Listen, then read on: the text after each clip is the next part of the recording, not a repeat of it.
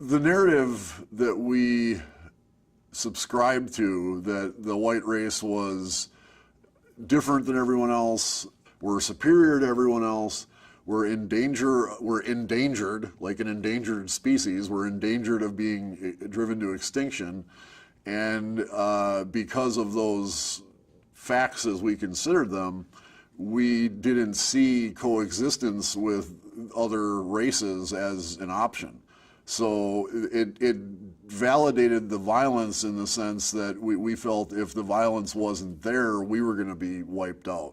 We cited like a phantom genocide as justification for our genocidal rhetoric. And the victimhood aspect of a violent extremism narrative is absolutely crucial. Without this feeling of victimhood, you don't have the urgency to justify, not only justify, but romanticize violence.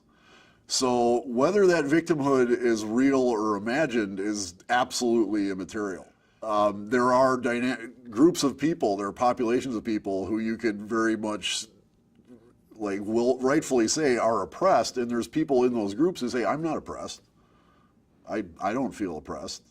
And so that to me indicates that it is a subjective thing and something you need to buy into. And what that also means is that people from groups who you could really have a hard time proving in court are oppressed can still convince themselves that they are indeed oppressed. And this is why, this is who's oppressing us, this is why they oppress us, this is what we're going to do about it, this is what we have to do about it, this is why we hate them. And so that victimhood aspect, the sense of oppression, the sense of persecution, drives all of the violence, it drives all the hatred, it drives all the separatism that the rest of the mechanics of violent extremism depend on. Recruiting for us was all based on fear. It was this is what's going to happen if you don't join us.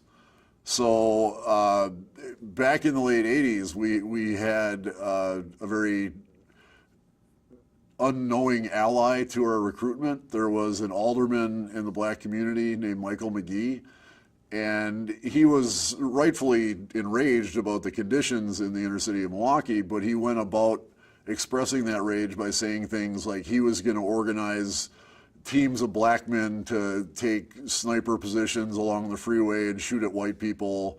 And he had all kinds of really violent, escalated rhetoric that, of course, because he's an alderman, is getting broadcast all over the city.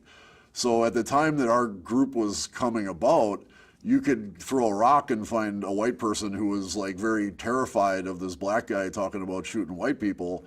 And we cashed in on that all day long. Every white person we'd see would be like, how about that Michael McGee? Well, if you don't join up with us, that's what's going to happen. And if somebody had kids, we would like latch on that right away, especially a white man with a daughter. What's going to happen to your daughter when they come running into your neighborhood? What's going to happen to your wife? Like to stoke these fears of women being raped and women and children being killed. That was like the path to kind of light the fuse on somebody to say, yeah, I do need to do something about this. I'm going to join up with you guys. We saw the world around us as really like a constant threat.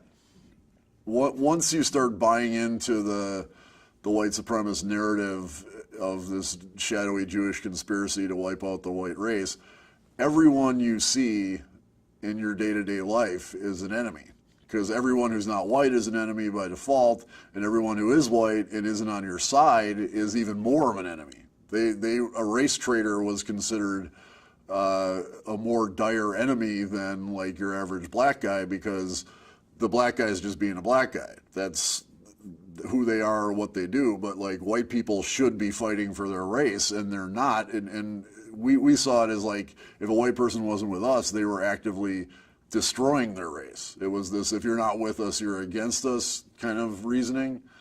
And it's interesting that you see that repeated in all sorts of like in-group, out-group thinking. The membership in the group, it obviously didn't really provide what I needed, otherwise I'd still be in it. But I think at the time, again, it proved a greater distraction to have an excuse to not sit down and look inward and try to figure out what was wrong and what I really needed to do. It was something that numbed me to that inner humanity and gave me an excuse not to go there. And also it's a matter of responsibility as well, in the sense that all of the problems I'm having, all the frustration I'm going through, all the anger is not my fault. It's the Jews' fault. It's the blacks' fault. It's everybody's fault but mine.